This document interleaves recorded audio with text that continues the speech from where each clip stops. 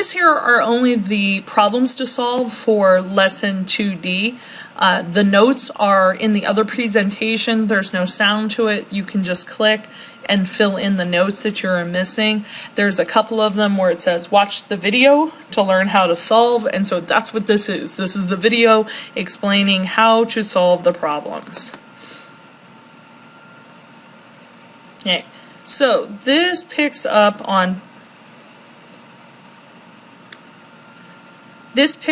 page 11, and we're going to write a nuclear equation. So alpha radiation is emitted when thorium-235 decays. Write a balanced nuclear reaction for this decay. So you want a periodic table handy so you can look up this information here. You find thorium on the periodic table, Th, and it has a mass of 235. Now, don't be fooled because on the periodic table it says 232. This is an isotope. We take the mass from right there and fill it in. Thorium is element 90 on the periodic table. Now, from the notes, you should have gotten that an alpha particle, right here, alpha radiation, is 4/2 He. It was also that little fish alpha symbol.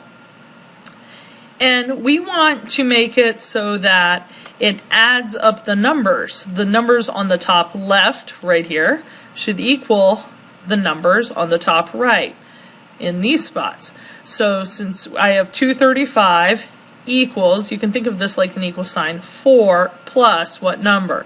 Well, 231 plus 4 make 235.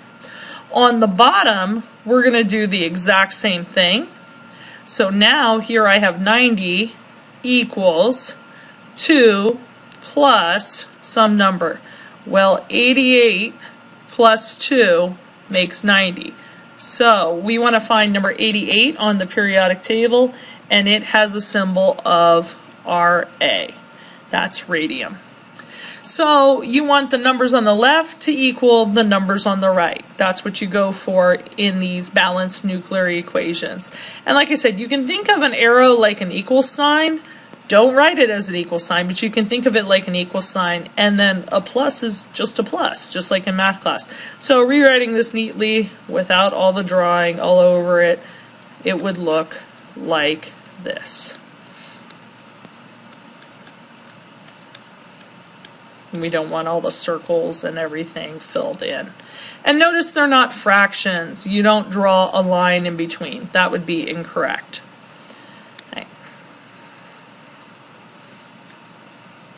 Okay, the next problem. Beta radiation is emitted when strontium-90 decays. Write a balanced nuclear reaction for this decay. So now I'm dealing with beta radiation. Okay? Beta radiation was the Greek symbol beta, or what we need for our decay equations is 0, -1e. And now I'm starting with the strontium-90. So find strontium-90 on the periodic table. Well, you have strontium, and again, don't be fooled by that whatever the mass is on the periodic table. For strontium, it's 87.6. Don't worry about that. Take the 90. Put it right there. And strontium is element number 38. Draw an arrow. Now comes my beta decay. 0 over -1e. And here comes the little math part. 90 equals 0 plus what number? Well, 90. That's easy math. And down at the bottom, 38 equals -1 plus what number? So 39 plus a -1 makes 38. So you want to be careful here with the negative sign. Sometimes that trips students up, the negative on the beta particle. So we look up element 39, and 39 is the symbol Y, yttrium. Okay? So as I said, careful with the negative sign. It would be 39. Think of it written this way, 39 plus a -1. If you write it in the other direction, it's obvious to you that the answer should be 38. Okay, let's do another one. Sometimes electrons can be captured. Nickel-59 will capture an electron. Well, an electron is still that same beta particle, but now since it says capture, that means it can go on the left-hand side of the arrow. So we'll start with nickel-59. Here's nickel-59. Nickel is element 28, and it captures an electron. So there's my electron. And now I do the math again. 59 plus 0 makes 59. 28 plus a negative 1 makes 27. And element 27 is cobalt.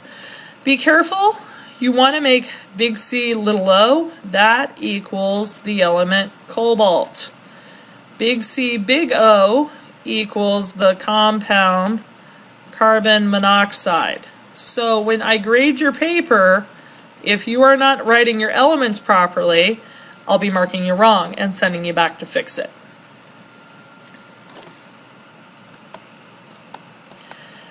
Okay, half-life's a very simple concept. You have a couple of features in half-life. You have a starting mass. So here I have a 100-gram sample, and you have your compound, in this case thorium-234, and oftentimes this is extra information you don't need. You're given a half-life time. So a half-life time of 25 days. And then you're also asked to solve for some sort of thing. And so you're asked for how much will remain after 75 days. Okay, so those are our pieces of information. So let's go ahead and solve this. So important when you solve these is you make a chart. Let's make our chart first. So let's do time, and then we'll draw a line here, and then mass. Okay, so time and mass. And what I was saying is important is you always want to start at time 0 with your starting mass. My starting mass in this case is the 100 grams. And then you're going to use this half-life time. The length of one half-life is 25 days. Now, to get the next half-life time, you're going to keep adding that 25 days again. So 25 plus 25 is 50 days. And then you can add another half-life time. 50 days plus 25 more days is 75 days. 75 days, which is what we're going for. Okay? So that's the one part there. Now, we want to figure out our mass. Well, over time, it decays bit by bit. And so my mass keeps cutting in half. So after one half-life, instead of 100 grams, I now have 50 grams. And instead of 50 grams, after a second half-life, I have 25 grams. And I keep dividing by 2, cutting it in half, until I get to my designated time. And that's what I got right there. After 75 days, I have 12.5 grams. So 12.5 grams of my thorium-234 remains. That's what I have left. Okay, that means that the other stuff, okay, what happened? We started with 100 grams. The 87.5 grams is something else, some other element. Okay, so I don't want you to think that things disappear, because they don't. It's just going through that process of transmutation. It's changing into another element.